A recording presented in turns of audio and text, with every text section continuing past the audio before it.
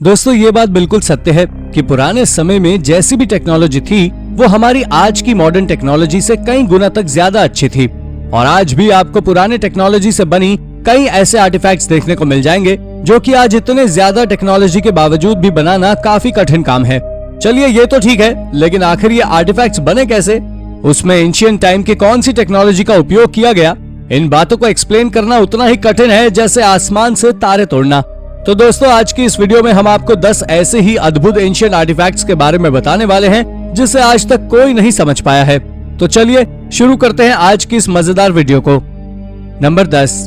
दोस्तों पत्थर का इस्तेमाल हमारे पूर्वज सदियों से करते आ रहे हैं, लेकिन कब से ये बात आज भी एक रहस्य है। लेकिन साल 2020 में आर्कियोलॉजिस्ट ने मेक्सिको में करीब 19,000 स्टोन आर्टिफैक्ट्स की खोज की थी जो एस्टेलेरो माउंटेन्स रीजन में बनी एक चिक्विहुइट नाम की गुफा में की गई थी। उन 19,000 स्टोन आर्टिफैक्ट्स में से कई सारे स्टोन टूल्स के सेट्स थे जो पहले तो एक साधारण बात लगी, लेकिन अंत में जब रिसर्चर्स ने इसकी कार्बन डेटिंग की तो पता लगा कि ये स्टोन टूल सेट्स करीब 30,000 साल से भी ज्यादा पुराने हैं। लेकिन इतिहास में तो ये बताया गया है कि हमारे पूर्वजों ने स्टोन टूल्स का निर्माण 15,000 से 20,000 साल पहले किया था। तो ये 30,000 साल पुराने स्टोन आर्टिफैक्ट्स मिलना आखिर कैसे संभव है, ये बात रिसर्चर्स के लिए आज तक एक मिस्ट्री बनी हुई है जो जल्दी सुलझने वाली नहीं है।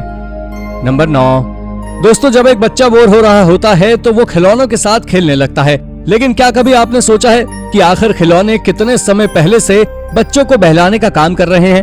अगर नहीं तो आपको बता दें कि हाल ही में आर्कियोलॉजिस्ट ने इंग्लैंड के हैड्रियंस वॉल के पास के विंडोलांडा नाम के टाउन में बने एक एंशिएंट रोमन फोर्ट से कई सारे लेदर के द्वारा बनाए गए खेलने वाले चूहे खोजे हैं, जिसके बारे में आर्कियोलॉजिस्ट का कहना है कि ये लेदर टॉयज करीब 1900 साल पुराने हैं।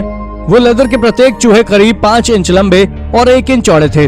और इतना ही नहीं बल्कि आप इस लेदर माउस को देखकर ये भी कह सकते हो कि प्राचीन समय के लोग भी काफी ज्यादा अक्लमंद हुआ करते थे, क्योंकि उन चूहों के ऊपर छोटी छोटी मार्किंग्स थी जो चूहे के फर को प्रदर्शित करती है। ये खिलौनों के मामले में अब तक की दूसरी सबसे बड़ी डिस्कवरी है। नंबर 8। दोस्तों आपका दुनिया के सबसे बड़े पिरामिड के बारे में क्या मानना है?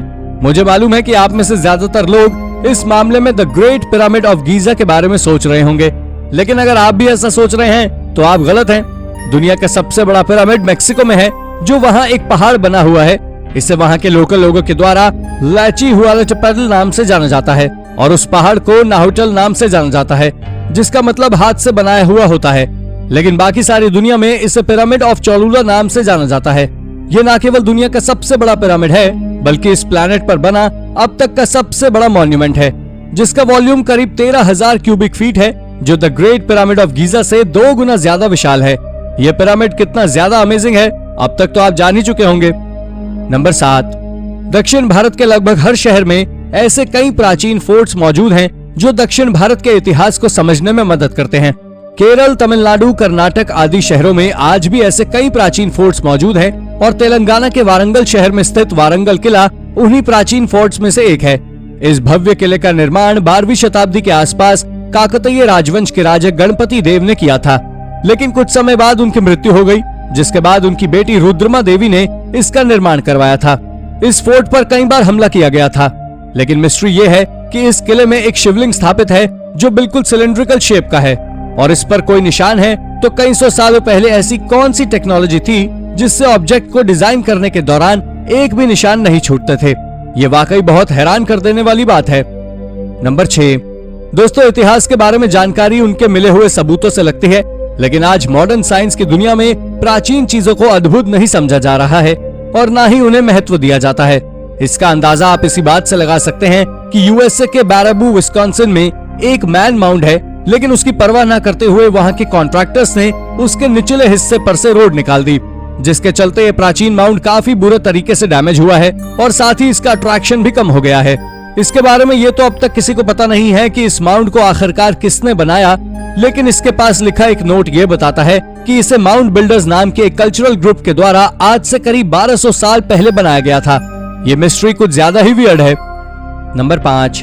दोस्तों यदि इतिहास के दस्तावेज ये बताते हैं कि कोलंबस अक्टूबर 1492 में अमेरिका पहुंचे, तो हाल की पुरातात्विक खोजें हमें ये बताती हैं कि उस तारीख से कई दशक पहले ही कुछ यूरोपीय नई दुनिया में आ चुके थे, जिसका पता वहां खोजे गए मोतियों से लगा है। आपको बता दें अलास्का में जिस स्थान से ये मोती खोजे गए हैं वो प्राचीन व्यापार मार्गों की विशेषता वाला क्षेत्र है। इन मोती के बीच में एक छेद के साथ ये एक ब्लूबेरी से थोड़ा अधिक बड़े और बेरी के समान रंग के ही हैं, जिन्हें 1440 और 1480 के बीच दिनांकित किए गए हैं। ये मोतियों पर नहीं बल्कि पाए गए स्ट्रिंग पर किए गए रेडियो कार्बन परीक्षण द्वारा प्रमाणित हैं। इन्हें देखने पर ऐसा मालूम होता है कि शायद उन्हें गहने के रूप में पहनने के लिए इस्तेमाल किया जाता था। लेकिन असल में मिस्ट्री तो ये है कि जब कोलंबस 1492 में यूरोप पहुंचे तो ये मोती उनसे पहले आखिर कैसे अलास्का में आए, ये बात आज भी एक गुत्थी की तरह उलझी हुई है। नंबर 4, दोस्तों कुचिटनी ट्रिपलियन कल्चर के बारे में तो आप में से बहुत से लोग जानते होंगे। दरअसल ये इतने ज्यादा प्रसिद्ध जो हैं क्योंकि ये एकमात्र ऐसा कल्चर था जो जहां भी रहता था अपने सेटलमेंट्स बनाता था। लेकिन जब ये जगह की तख्ता पलट करते थे तब ये अपने पुराने सेटलमेंट्स को पूरी तरह जलाकर हर सबूत मिटा दिया करते थे और उसके बाद ये जगह बदलते थे। इनके सबसे पहले होने के सबूत रोमानिया में मिले थे जो करीब 7,500 साल पुराने थे। लेकिन उसके बाद जब इस सेटलमेंट पर रिसर्च की गई तब इनके होने के सबूत मोल्डोवा और यूक्रेन में भी मिले, जो दिखाते हैं कि ये कल्चर पूरी तरह से 2700 साल पहले खत्म हो गया था।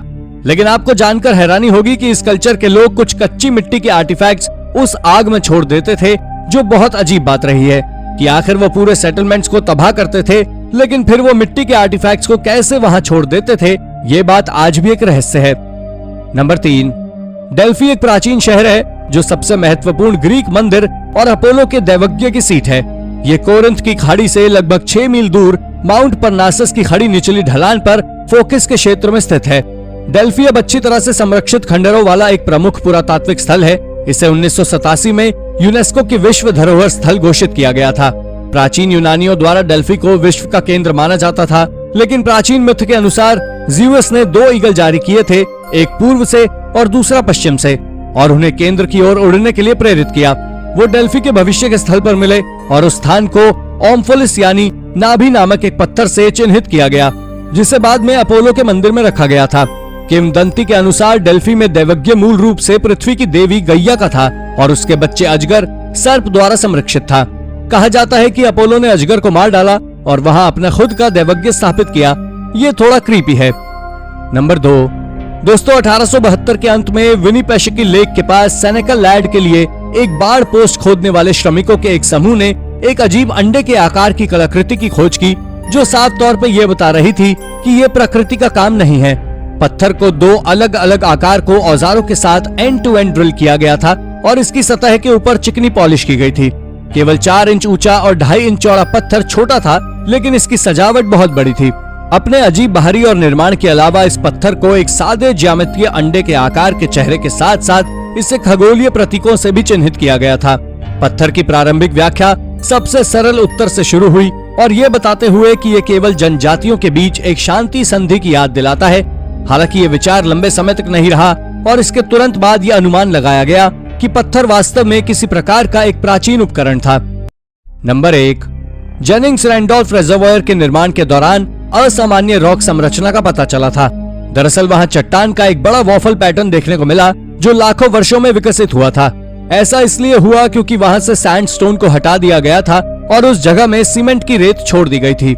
इस चट्टान की खोज शॉ के द्वारा की गई थी, जो वेस्ट वर्जीनिया के निवासी थे, जो एक शहर था जो झील में डूबा हुआ था। जब 1970 के दशक के अंत में बांध बनाया गया था, तब कुछ निवासियों ने अनुमान लगाया कि ये एक विशाल रेप्टाइल्स की त्वचा के पैटर्न से अजीब संरचनाएं बन गई थी। दूसरों ने सुझाव दिया कि ये पृथ्वी पर अंतरिक्ष यात्रियों का प्रमाण था। यूएस कॉर्प्स ऑफ इंजीनियर्स और अन्य जियोलॉजिस्ट ऑफ एजेंसीज द्वारा जांच करने पर यह निष्कर्ष निकाला गया कि यह चट्टान एक प्राकृतिक जियोलॉजिकल स्ट्रक्चर था। ये जो भी था वो बहुत ही अजीब था। तो दोस्तों, आपको हमारी वीडियो कैसी लगी हमें कमेंट करके जरूर बताएं और हाँ, जाते जाते वीडियो को लाइक और चैनल को सब्सक्राइब भी जरूर कर दीजिएगा। धन्यवाद।